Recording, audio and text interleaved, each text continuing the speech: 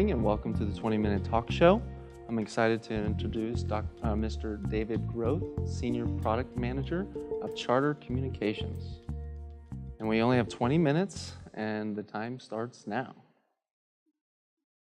Thank you for joining me on this interview. And so how did you get into your position as Senior Product Manager at Charter Communications? Great question. So it started actually at the University of Denver with a cable competition where I was able to participate with a real-life case competition, and I won it. So after that, I had a few interviews with Stars, Charter Communications, Dish, and Comcast, and decided to go with Charter.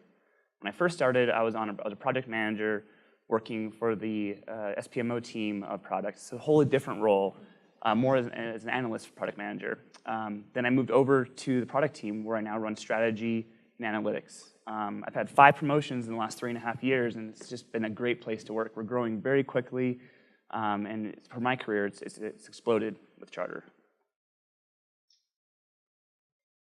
Great start.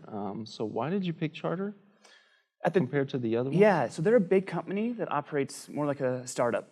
So our team is smaller. We have about 130 people on it, but we have a gym. You can go for runs in the afternoon.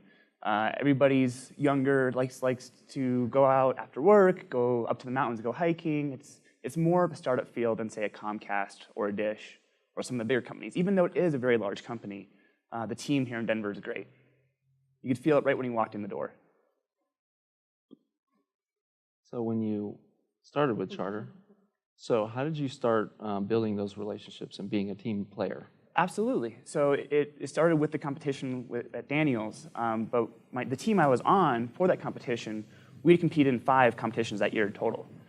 We had a great team. We actually won every single competition we entered in the case world.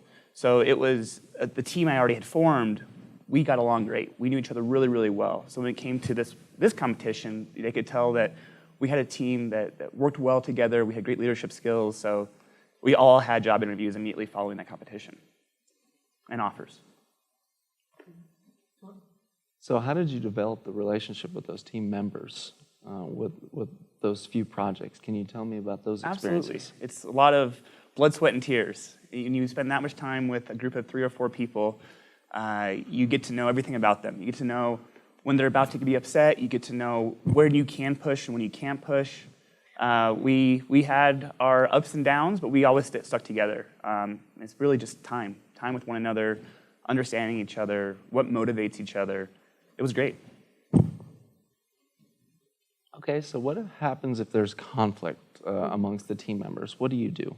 What I do is we take a step back, just stop, and identify what the real issue is. A lot of times when people are getting upset or angry, it's not necessarily about what just happened. It could be about what happened an hour earlier. It could be that they're exhausted. It could be that there's something else going on in their life. So just take a step and say, what's going on?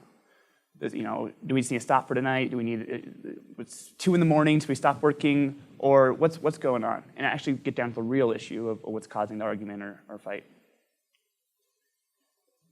So what's your daily routine and for a product manager, and what do you do?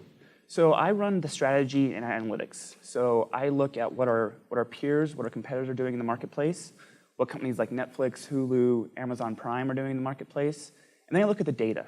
So I say, what are our customers, what are they watching most? How are they enjoying our content? What value are they getting? But additionally, what are their pain points? What is causing them issues? What errors are they seeing? Are there outages? And how do we develop products that meet their needs, that add more value, not just their immediate needs, but to the future of what they need from a guide perspective and an app perspective. Nice, great. So I'm sure you have some great fears, and how do you overcome those fears? So my biggest fear is failure. So I get up early. I make sure I'm prepared every single day, and and make sure that I am dedicated to what I do, whether it be at work or at home or wherever. Give it all. Because at the end of the day, if you've given everything you have, there is nothing else you can do. It's out of your control. Right. So what's something you've learned from some of your failures? It's a great question. No matter what, at the end of the day, if you have given everything, you have given it your all, you can't be mad at yourself. You can't be mad at what's happened. You always have to keep pushing forward. And sometimes you may feel down or out or tired, but if you keep going, keep working harder, at the end, you'll succeed, always. Right. That's a great answer, and it's very inspiring. Speaking of that, who is your inspiration? So growing up, my grandma's my inspiration. She was a single parent with 6 kids, with no education, growing up in Michigan on a farm. And she decided she needed an education. So she went back to school at the age of 42, same time my mom was actually going to school. Worked 2 jobs full-time with the University of Michigan, ended up getting a PhD, running a university, all later in life, because she decided, I am not going to be this person who just sits around. I have to take care of my family, and the way to do that is through education. So she's definitely my biggest inspiration. That's great. That's very inspirational. She's a big role model for you. Yeah. That's awesome. So I'm sure you've had some challenges. Can you share some of the challenges you face? Absolutely. So prior to DU overall, I worked internationally for a Belgian-based company, working in Central and South America, working with governments. So it was my first real big job out of undergrad, and not only is it a different type of job I've never had before, but you're in different cultures, in a different country, in different language. So that was a huge challenge, but when I woke up the first day I was there, it was embracing that challenge, really what drove me. So not speaking the language, learning as much Spanish as I could outside of high school, course 1 and 2 that really teach you nothing. But learning about the business place in the country, learning about the culture in the country, what drives the people there. It was definitely the biggest challenge I ever faced, but it was also the biggest rewarding experience I've ever had. Most rewarding experience I've ever had. Well, that's great. Well, what about your accomplishments? So there's quite a few, but each small accomplishment, I feel like you have it builds you as a person, drives you further as a person. So I actually was just promoted to director 2 weeks ago. So now with another accomplishment, but that don't stop when you hit an accomplishment. You have to keep going and keep striving for better and keep pushing yourself. No matter how many small accomplishments you have along the way, those will help, but you really need that drive to continue going. Speaking of the drive, and so how do you stay focused for yourself? It's a great question. It's a lot of work. So when you have so many different things in your life that you're focused on, whether it be school, work, family, it's sometimes hard to push everything at once. But so for me, it's all about prioritization. What do I need to focus on right now? And what do I need to accomplish right now? Or where do I need to spend time right now? And that way, you're not neglecting one side of your life. Because if you're only focusing on work, the rest of your life will be unhappy. So making sure you focus on the family piece, the friends piece, but also school, and if you're working full-time. So that way you have balance in your life. Without balance, you'll go crazy. Right. It's important to have that balance in life. So what do you do other than work? So I'm a big skier and a big traveler. I just got back from Germany last week, and in Spain as well. So when I'm not working, it's going to the mountains with friends, it's going on trips, getting outdoors as much as possible. That's why one of the reasons I love Denver.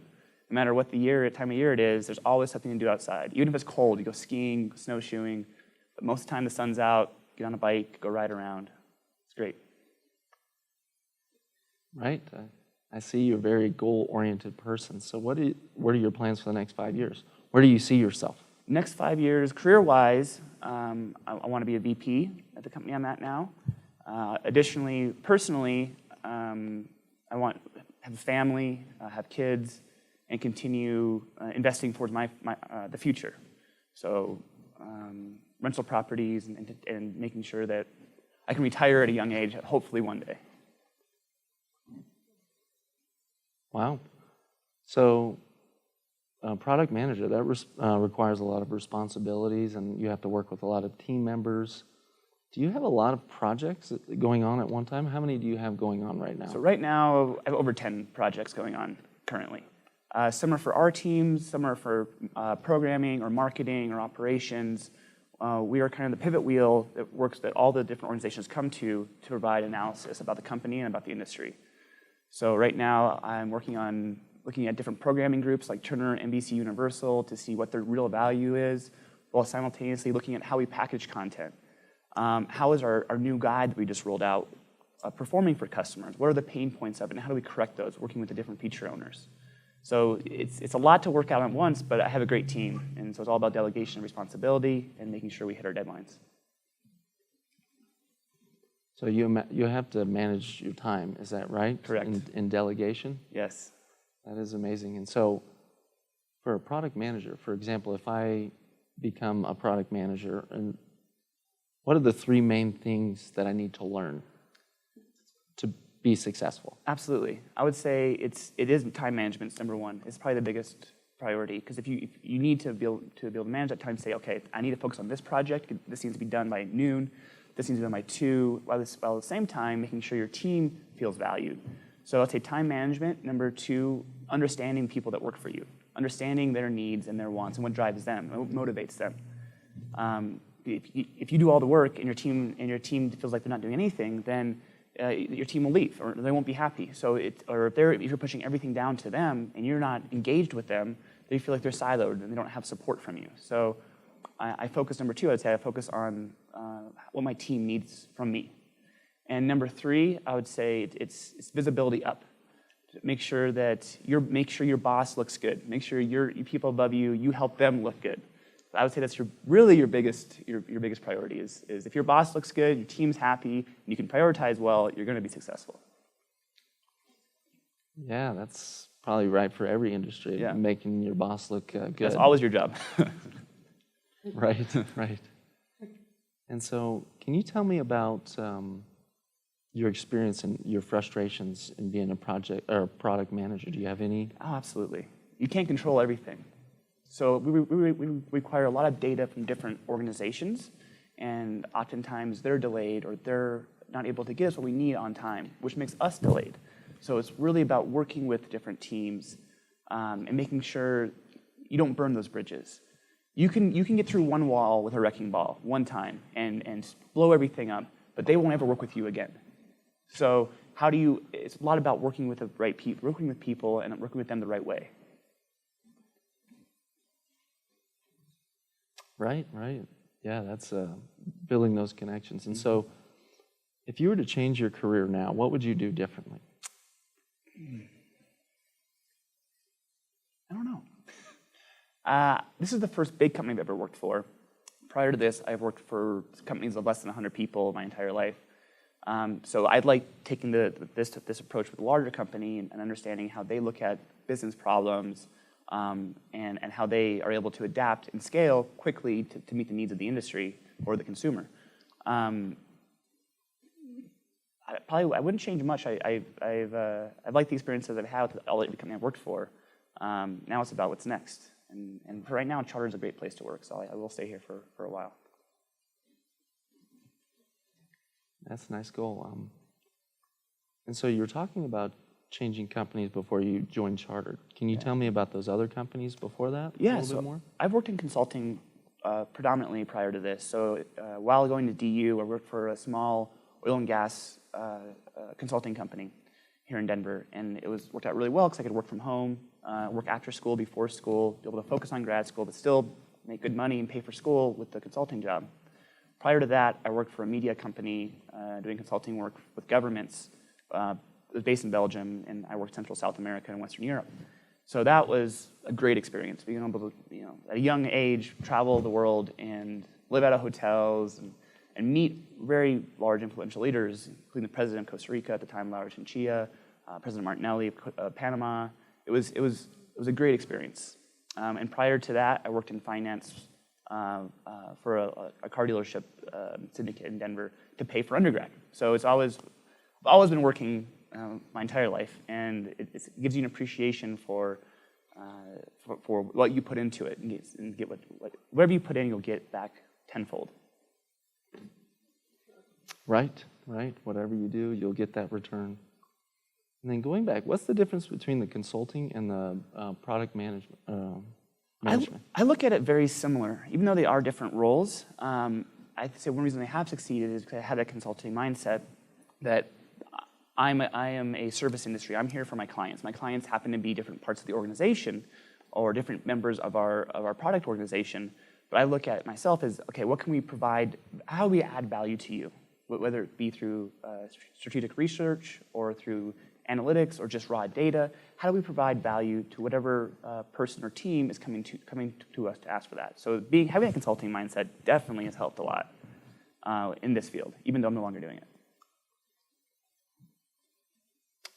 Right. That's you can see how they correlate and how they influence that. And so, do you feel you've benefited from the oil and gas industry and transitioning to the media industry? Do you feel that experience has helped? Yeah, I would say having that consulting piece where I was working directly with the clients in their offices, and a lot of times they're who is this person? Why are they bringing this person in to do our job? Or why are they bringing this person in? We don't need their help.